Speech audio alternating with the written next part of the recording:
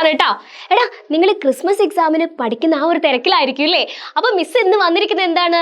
Yes, നിങ്ങളെ കേരള പഠാവലിയിൽ വരാൻ chance കൂടുതലുള്ള നമ്മുടെ ഷുവർ ക്വസ്റ്റ്യൻ ആയിട്ടാണ് കേട്ടോ. അപ്പൊ നിങ്ങൾ സെറ്റ് അല്ലേ? അപ്പോൾ എന്തൊക്കെയായിരിക്കും മിസ് ആ ഷുവർ ക്വസ്റ്റ്യൻസിൽ ഉള്ളതെന്ന് നിങ്ങൾ അറിയാൻ വേണ്ടിയിട്ട് ഭയങ്കര ആകാംക്ഷയായിരിക്കും അല്ലേ? അപ്പം ആകാംക്ഷപ്പെടേണ്ട ആവശ്യമൊന്നുമില്ല. മിസ് ഇവിടെ പറഞ്ഞുതരാം. നിങ്ങൾക്ക് എല്ലാവർക്കും നല്ല മാർക്ക് വേണം. നല്ല മാർക്കോടെ എൻ്റെ കുട്ടികൾ പാസ് ആവണമെന്നാണ് മിസ്സിന്റെ ആഗ്രഹം. ഓക്കെ ആണല്ലോ? അപ്പൊ മിസ്സിന്റെ ക്ലാസ്സിന്റെ തുടക്കം മുതൽ അവസാനം വരെ ഈ ഒരു ഷറോട് കൂടിയിരിക്കുന്ന വിശ്വാസത്തിൽ മിസ് ഇന്നത്തെ ക്ലാസ് സ്റ്റാർട്ട് ചെയ്യാൻ പോവാണ്. ഓക്കെ, അപ്പം എന്താണ് നമുക്ക് ഷുവർ ക്വസ്റ്റ്യൻ ആയിട്ട് വരാൻ പോകുന്നത്? നിങ്ങൾ ചോദ്യ പേപ്പർ തുറക്കുമ്പോൾ ഈ ഒരു കാര്യം വന്നിരിക്കും. എന്താണ്? യെസ് മക്കളെ, വായിക്കാം എഴുതാം. എന്താണ്? വായിക്കാം എഴുതാം. ഇങ്ങനെ ഒരു ചോദ്യം നിങ്ങളുടെ ക്വസ്റ്റ്യൻ പേപ്പറിൽ വന്നിരിക്കും. ഇതൊരു കഥയായിക്കോട്ടെ, കവിത ആയിക്കോട്ടെ. അപ്പൊ എന്താ ചെയ്യേണ്ടത്? ഈ ഒരു കഥയായാലും കവിത ആയാലും നന്നായിട്ട് വായിച്ചു നോക്കുക, വായിച്ച് മനസ്സിലാക്കുക. കാരണം ആ ഒരു കഥയെയോ അല്ലെങ്കിൽ കവിതയോ ബേസ് ചെയ്തിട്ടുള്ള ചോദ്യങ്ങളായിരിക്കും നിങ്ങൾക്ക് ഉണ്ടായിരിക്കാം. അപ്പൊ എന്താ ചെയ്യേണ്ടത്? നന്നായിട്ട് വായിച്ച് മനസ്സിലാക്കുക. അപ്പൊ നമുക്ക് ഇവിടെ ഒരു കവിത തന്നിട്ടുള്ളത് മിസ് വായിച്ചുതരാം. വായിക്കാം എഴുതാം. കവിതാ ഭാഗം വായിച്ച് ചോദ്യങ്ങൾക്ക് ഉത്തരം എഴുതുക. എന്നാണ് ഇവിടെ ചോദ്യം. അപ്പൊ നമുക്ക് ആദ്യം ഒരു കവിത വായിച്ചു നോക്കിയാലോ? ശ്രദ്ധിച്ചോളൂ, ഇതിനെ ബേസ് ചെയ്തിട്ടുള്ള ചോദ്യങ്ങളായിരിക്കും ഇനി മിസ് ഇവിടെ പറയുന്നത്. മിസ് ഇത് വായിച്ചു തരാം, മക്കൾ ശ്രദ്ധിച്ചിരിക്കുക കേട്ടോ.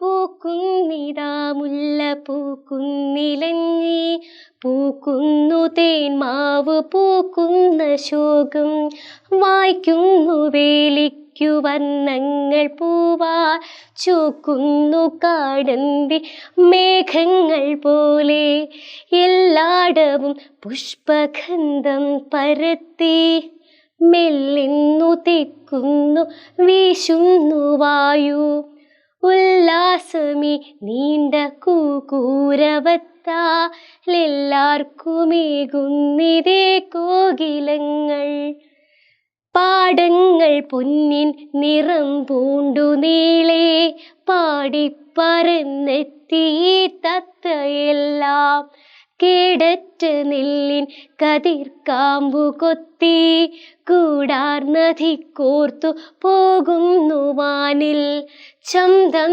തരക്കേറെയായി ശീതവും പോ, അന്തിക്കു പൂങ്കാവിലാളേറെയായി, സന്തോഷമേറുന്നു ദേവാലയത്തിൽ, പൊന്തുന്നു വാദ്യങ്ങൾ വന്നു വസന്തം, നാഗത്തിൻ നിന്നോമനെ നിന്നെ വിട്ടേ, ലോകത്തിനാനന്ദമേകും നിരീശൻ, ഈ കൊല്ലമി നിന്റെ പാദം തൊഴാം ഞാൻ, പോകല്ലേ പൂക്കാലമേ നീ. ഇവിടെ പോകല്ലേ എന്നാണ് കേട്ടോ. പോകല്ലേ പൂക്കാലമേ നീ. പൂക്കാലത്തിനോട് പോകല്ലേ എന്ന് പറഞ്ഞുകൊണ്ടിരിക്കുകയാണ് അല്ലേ? അപ്പൊ ഇത് ആരുടെ കവിതയാണ്? യെസ്, എൻ കുമാരനാശാന്റെ കവിതയാണ് അല്ലേ? അപ്പം പൂക്കാല എന്ന ആ ഒരു ഭാഗത്തിലുള്ള ഒരു അടിപൊളി ചെറിയൊരു കവിതയാണ്. അപ്പൊ മിസ്സോടെ കവിത വായിച്ചെന്നല്ലോ, ഇനി ഇതിനെ ആസ്പദമാക്കിയിട്ടുള്ള ചോദ്യങ്ങളായിരിക്കും ചോദിക്കുക. ഓക്കെ ആണല്ലോ? അപ്പൊ ഈ ഒരു കവിത നിങ്ങൾ മനസ്സിലാക്കിയ സ്ഥിതിക്ക് ഇതിന്റെ ചോദ്യത്തിലുള്ള ഉത്തരവ് നിങ്ങൾക്ക് അവിടുന്ന് പറയാൻ കഴിയുന്നുണ്ടാവും. ഓക്കെ, അപ്പൊ മിസ് ഓരോ ചോദ്യങ്ങളായിട്ട് പറഞ്ഞുതരാം. നമുക്കിവിടെ ആൻസർ ഫിൽ ചെയ്യണം. കവിതയിൽ ഏതു കാലത്തെയാണ് വർണ്ണിച്ചിട്ടുള്ളത്? വർഷകാലത്തെ, ശരത്കാലത്തെ, വസന്തകാലത്തെ? ഇതിൽ ഏതായിരിക്കും മക്കളെ കറക്റ്റ് ആയിട്ടുള്ള ആൻസർ? കവിതയിൽ ഏതു കാലത്തെയാണ് വർണ്ണിച്ചിട്ടുള്ളത്? പൂക്കുന്നിതാ മുല്ല പൂക്കുന്നിലഞ്ഞി, പൂക്കുന്നു തേന്മാവ് പൂക്കുന്ന ശോകം. ഏതാണ്? ഏത് കാലത്തെയാണ്? വർഷകാലത്തെയാണോ, ശരത്കാലത്തെയാണോ, വസന്തകാലത്തെയാണോ? യെസ്, വസന്തകാലത്തെയാണ് അല്ലേ? എന്താണ്? വസന്തകാലം, പൂക്കാലം, വസന്തകാലം. ഓക്കെ, ഇനി അത് മറക്കുക. ഓക്കെ, ഇനി നമുക്ക് അടുത്ത ചോദ്യത്തിലേക്ക് പോകാം. സന്തോഷിപ്പിക്കുന്ന ഒരു പക്ഷിയെ കുറിച്ച് കവിതയിൽ സൂചിപ്പിച്ചിട്ടുണ്ടല്ലോ. ഏതാണ് ആ പക്ഷി? തത്ത, കുയിൽ, പ്രാവ്.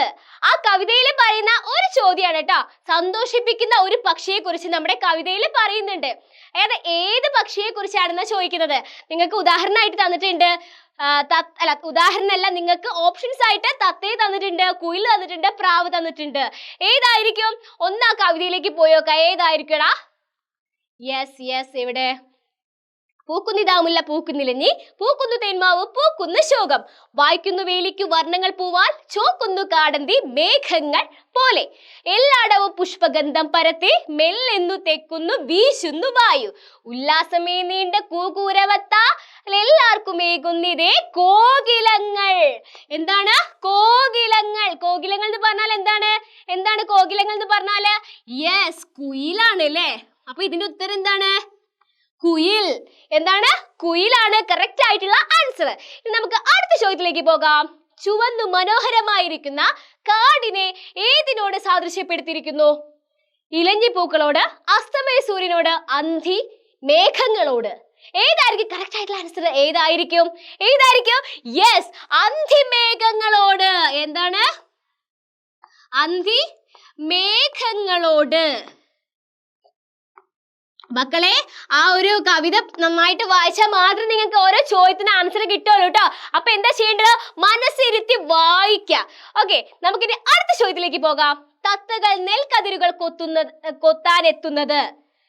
വായു പുഷ്പഗന്ധം പരത്തുമ്പോൾ, പാടങ്ങൾ പൊന്നിൻ നിറം പൂണ്ടു നിൽക്കുമ്പോൾ, പൂങ്കാവിൽ ആളേറെയാകുമ്പോൾ.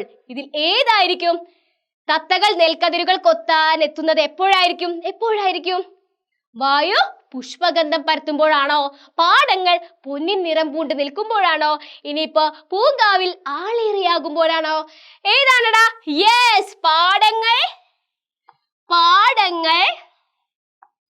പൊന്നിൻ നിറം പൂണ്ട്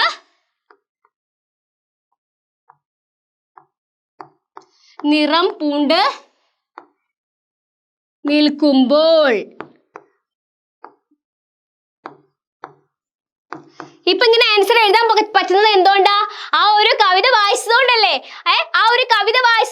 അതിന് ഓരോ ചോദ്യത്തിന് ആൻസർ ചെയ്യാൻ പറ്റുന്നത്. ഓക്കെ, നമുക്കിനി അടുത്ത ചോദ്യത്തിലേക്ക് പോകാം.